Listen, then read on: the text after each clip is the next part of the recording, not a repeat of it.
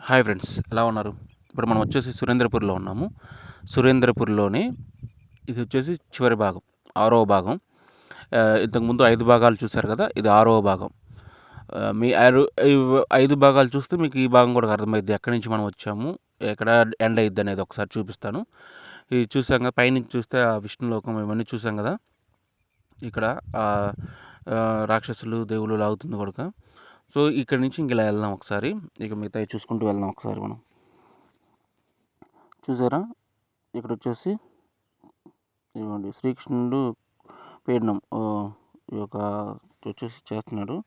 తర్వాత వచ్చేసి ఇదంతా కృష్ణుని యొక్క దాని గురించి బలరామకృష్ణుడు రాక్షసులను సంహరించడం మొత్తం అయితే అదే. శ్రీకృష్ణుడు కంచుమణిని చేయడం, ఇలాగ మొత్తం కృష్ణుని గురించి ఉంది ఇక్కడ. చూడండి, బలరామకృష్ణుడు ఇలా ప్రతిదీ మనకైతే చాలా అంటే చాలా బాగా వర్ణించారు అయితే ఇక్కడ. ఉగ్రసేనుకు చూడండి, ఇలా బలరామకృష్ణుడు ఇక్కడ అంతా ఏంటంటే కృష్ణుడి జననం గురించి మనం కింద నుంచి చూసుకుంటూ వచ్చాం కదా. జననం తర్వాత ఏంటి ఇది మొత్తం చూసాం. చూడండి ఒకసారి, ఇవ్వండి ఇలా. ఇక్కడి నుంచి మనం ఏంటంటే ఒకసారి లోపలికి వెళ్తే రుక్మిణి శ్రీకృష్ణుడు ఇలా లోపలికి వెళ్తే ఇక్కడి నుంచి ఇదంతా చూడండి ఒకసారి ఎలా ఉందో. ఒకసారి మనం ఆలయ ప్రతిమలు అని చెప్పాం కదా, మొత్తం ప్రతి ఆలయానికి ఆలయ ప్రతిమలు అయితే ఉన్నాయి. మనం కిందకు కూడా వెళ్తాం, ఇదంతా చూసుకొని కిందకి వెళ్ళాలి ఒకసారి మనం. వివాహం ఇక్కడ చూడండి, సత్యభామ శ్రీకృష్ణుడు జామవంతుడితో యుద్ధం. ఇక్కడ వచ్చేసి చూడండి, జాంబవతి కళ్యాణం, శ్రీకృష్ణుడు జాంబవతి. తర్వాత వచ్చేసి నరకాసుని వధించడం, శ్రీకృష్ణుడు సత్యభామ. ఇక్కడ చూడండి, కుచేలుని సేవ చేయటం. ఇక్కడ చూడండి, ఇక్కడ అవతారం చాలిస్తాడు, శ్రీకృష్ణ అవతారం చాలిస్తారు. అంటే బాణం అనేది ఇలా కొడతారు కాబట్టి పండు నుండి వెళ్ళిపడిన తక్షకుడు పాము రూపంలో. ఇక్కడ చూడండి, పరీక్షితుడు పుష్పక విమానంలో. ఇక్కడ నుంచి మనం లోపలికి వెళ్దాం ఒక్కసారి. ఇదంటే పైకి వెళ్ళేది. అక్కడ ఏంటంటే అభిమన్యుని యొక్క యుద్ధం లోపలికి వెళ్తారు కదా. సో దాని లోపలికి వెళ్ళిన తర్వాత అభిమన్యుడు యుద్ధభూమిలో ఏంటంటే ద్రోణుడి చేత ఏదైతే పద్మవ్యూహం ఉందో ఆ పద్మవ్యూహంలోకి వెళ్తాడు. ఆ సమయంలో ఏంటంటే అర్జునుడు అక్కడ ఉండడు. అర్జునుడు ఎవరు లేని సమయంలో ఏం చేస్తాడంటే ద్రోణుడు యుద్ధభూమిలోకి ఏంటంటే అభిమన్యుడిని తీసుకెళ్తాడు. అక్కడ పద్మవ్యూహాన్ని పండుతాడు. దాని గురించి మనం ఇక్కడ లోపలికి వెళ్ళి ఒకసారి చూద్దాం. ఇంకా అయితే ఇక్కడ ఈ చుట్టుపక్కల అయితే ఇక్కడ చూడండి, దక్షిణామూర్తులు వీళ్ళంతా స్వాముల గురించి ఇక్కడ అంతా ఉంది. ఇక్కడ మనం లోపలికి వెళ్ళేది ఉంటుంది. ఇక్కడ దారి వచ్చేసి ఏంటంటే ఇక్కడ మనం ప్రతిదీ చూడాలని చెప్పేసి నేను మీకు మొత్తం చుట్టూ ఈ యొక్క ఏదైతే ఉందో పెద్ద 2వ అంతస్తు పైన మొత్తం చుట్టూ చూపిస్తున్నాను. చూపించి మనకు ద్వారం అయితే ఉంటుంది, లోపలికి వెళ్ళే మార్గం ఉంటుంది ఒక చోట. ఆ మార్గాన్ని అయితే మీకు ఒకసారి చూపిస్తాను. ఐరావతం ఒకసారి లోపలికి వెళ్తే ఆ ద్రోణుడు ఎటువంటి పద్మవ్యూహాన్ని పన్నాడు అనేది ఒకసారి మనం చూసుకుందాం. ఇదిగోండి, ఇది పద్మవ్యూహంలోకి వెళ్ళే దారి. ముసలిలాగా ఉంది, ముసలి నోరులాగా. సో పద్మవ్యూహంలోకి వెళ్ళే దారి. ఇక్కడ మనం ఈ యొక్క స్వాములు అయితే విగ్రహాలు అయితే చూడలేదు మనం, ఇక్కడ ఎవరెవరు ఉన్నారనేది. అందుకని ఇవి కూడా చూపించేసి ఒకసారి పద్మవ్యూహంలోకి వెళ్దాం మనం, ఇవి మొత్తం చూసి. చూడండి, చాలా అంటే చాలా బాగుంది. అయితే మనకు మొత్తం ఇలాగా వర్ణించడం అనేది ఉత్తర దిక్పాలకుడు అంట. ఇలా చూపించడం అనేది మనకి తెలియని చాలా ఉన్నాయి ఇందులో. చూడండి, ఇలాంటిదైతే ఇలాంటివి ఉండటం అనేది చాలా మంచిది. రాబోయే కాలంలో అన్నిటినీ మర్చిపోతుంటాం కాబట్టి ఇలాంటి వాటిని చూపిస్తడం కూడా మంచిదే. చూడండి, ఇలా ఇది మొత్తం అయితే మీరు ఒకసారి మనకేంటంటే మొత్తం తిరుగుతుంది చూపించడానికి అయితే మీకు చూపిస్తున్నాను. అంటే ఈ చుట్టూ ఏముంటాయి అనేది ఒకసారి.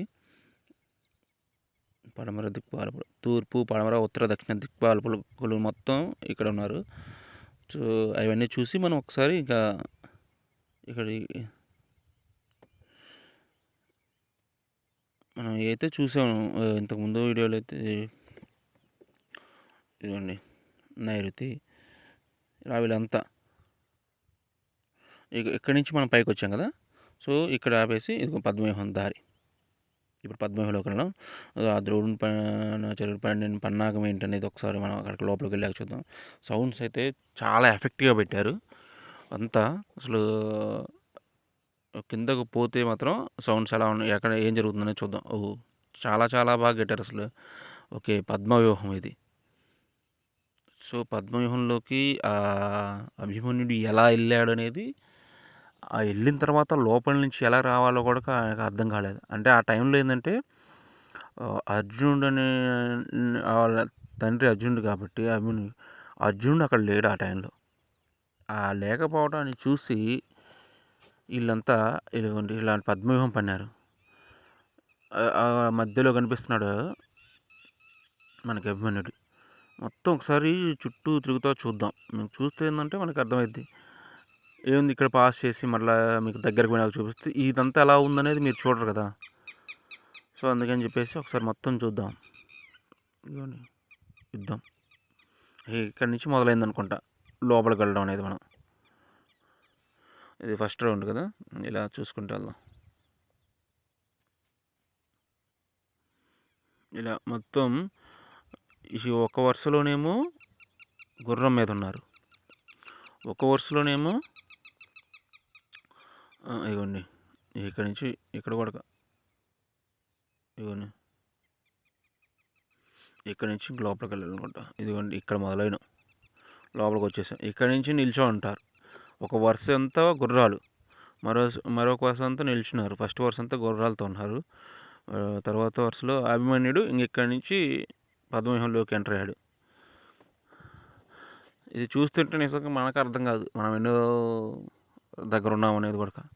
అంత బాగా అయితే చేశారు. చాలా అంటే చాలా బాగుంది, బాగా అనిపించింది కూడా. సో ఇలాంటి ప్లేస్లకు వచ్చినప్పుడు ఏంటంటే మనం సాటర్డే సండే హాలిడేస్లో అయితే దగ్గర యాదగిరిగుట్ట, లక్ష్మీనరసింహస్వామి పాతగుట్ట, కొత్తగుట్ట, ఇవి రెండు ఇక్కడ ఇవి మూడు సరిపోతాయండి ఒకరోజు వెళ్ళా మనకి చూసుకోవడానికైతే. చూడండి అక్కడ కనిపిస్తున్నాడా, అక్కడ అభిమన్యుడు ఉన్నాడు. ఇలాగా పద్మవ్యూహంలో ఏం జరిగింది అనేది మనము దగ్గరకు వచ్చేసాము. మనం ఎలా వచ్చినామో కూడా మనకే అర్థం కాదు అసలు. ఇలా నడుస్తూనే ఉన్నాగా, మీరే చూస్తూ ఉన్నారు కదా.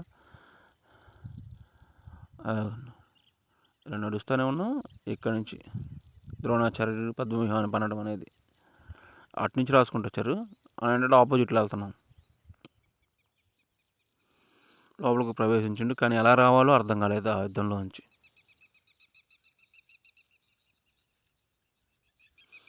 చూడండి ఒకసారి, చూసారా నేను దగ్గరికి వచ్చేసాం, నేను దగ్గరికి వచ్చేసాం.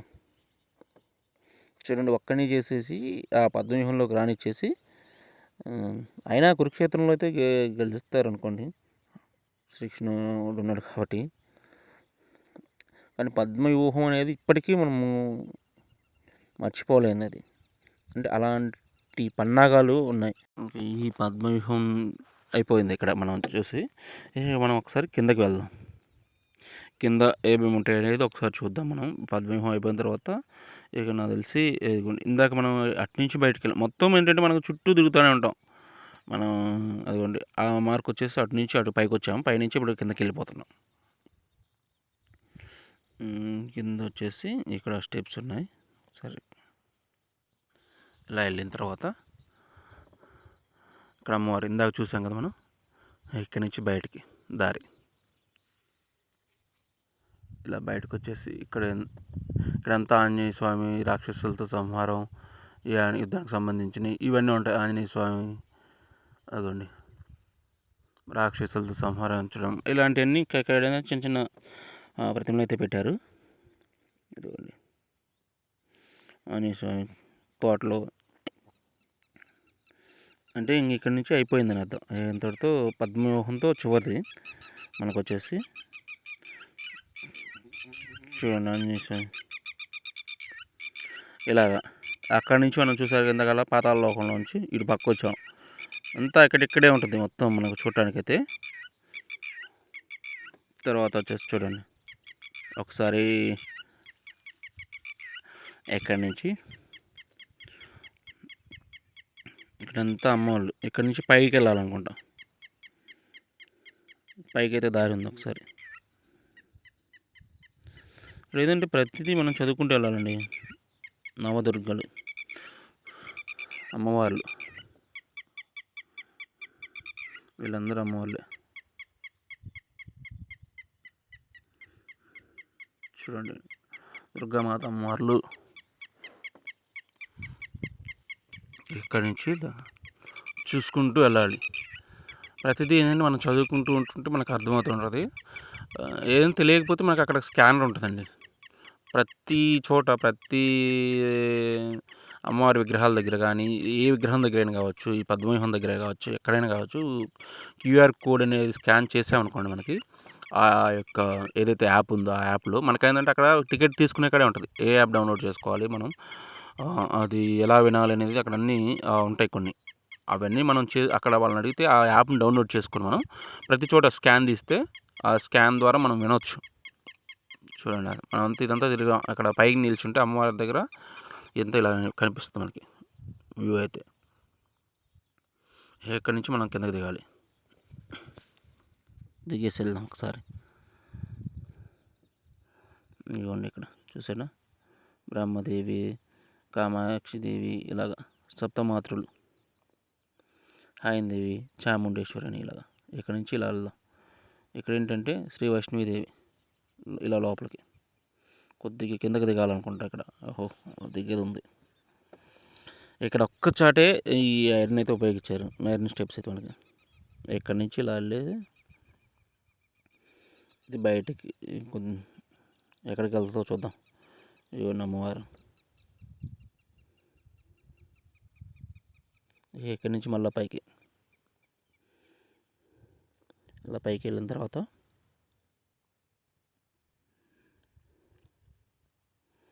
ఇంతటితో ఇక్కడైతే మామూలుగా మొత్తం అయితే అయిపోయింది. ఇక్కడ లోపలకి అయితే ఏదో ఉన్న మామూలుగా ఉంటుంది. ఇక్కడ ఒక్కటి ఉంది అనుకుంటాం. ఇంకా అది ఎంట్రన్స్ అయితే బయటకు వచ్చేది. వెళ్దాం ఒకసారి లోపలికి వెళ్దాం. ఇక్కడ ఏముందని ఓకే, ఇక్కడ లడ్డు ప్రసాదం, ఇక్కడ ప్రసాదం ఇచ్చేది ఉంటుంది. ఇక్కడ వచ్చేసి ఈయన పేరు మీద అంటే ఆయన గురించి ఎవరి పేరు మీద ఇది కట్టారో మనం ఫస్ట్ వీడియోలో చెప్పుకున్నాం కదా. సో సురేంద్ర అని ఆయన విగ్రహం అవన్నీ ఉన్నాయి. ఇవి ఆయనకు సంబంధించినది. ఇక్కడ ఏంటంటే ఇది మనం బయటకు వెళ్ళేది. ఆంజనేయ స్వామికి 20 రూపాయలు ఇస్తే లడ్డు ప్రసాదం అనేది చేతిలో పడిద్ది అన్నారు, స్వామివారి ప్రసాదం. ఇదిగోండి మొత్తం చూసుకున్నాం కదా. మనం ఇక్కడ నుంచి బయటకు వెళ్ళటం అనేది. ఇక్కడ చూడండి, థ్యాంక్ యూ, విజిట్ అగైన్ ఉంది. ఇది బయటికి మనం. ఇదిగోండి మనం ఎక్కడి నుంచి వెళ్ళాము, ఎక్కడికి వచ్చాము. అదంతా అటువంటి మామూలుగా పార్కింగ్ లాగానే ఉంది. ఇదిగోండి ఇది ఇక్కడ నుంచి వేరే ఇది ముందు మనం ఇందాక చూసాం ఫస్ట్ వీడియోలో. ఇదంతా ఇదిగోండి ఇక్కడ టికెట్ కౌంటర్ అని చెప్పాం కదా, ఎంట్రన్స్ అని. ఓకే ఫ్రెండ్స్, ఇంతటితో మనం సురేంద్రపురి 6 భాగాలను అయితే కంప్లీట్ చేసుకున్నాం కదా. Thanks for watching. ఈ 6 భాగాలు మీరు చూసినందుకు చాలా చాలా ఆనందంగా ఉంది. మరొక వీడియోలో మరలా కలుద్దాం. మీరు తప్పకుండా సబ్స్క్రైబ్ చేయండి మన ఛానల్ని. మీ ఫ్రెండ్స్కి, ఫ్యామిలీ మెంబర్స్కి షేర్ చేయండి. వాళ్ళ చేత కూడా సబ్స్క్రైబ్ చేయించండి. మరొక వీడియోలో మరలా కలుద్దాం. మన ఛానల్ పేరు వచ్చేసి గుర్తుంది కదా, Go Vihari channel. Thank you. Thanks for watching. Bye bye.